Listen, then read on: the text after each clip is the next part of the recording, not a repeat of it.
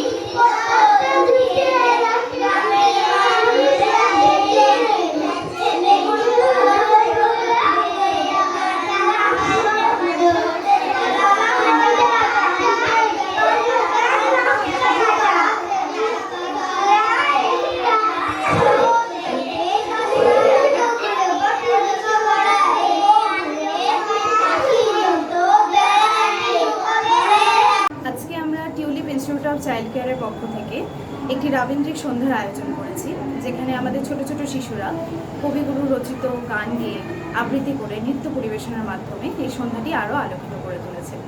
আমরা প্রতি বছরই চেষ্টা করি কবিগুরুকে স্মরণ করে এই একটি দিন তার প্রতি জ্ঞাপন করা।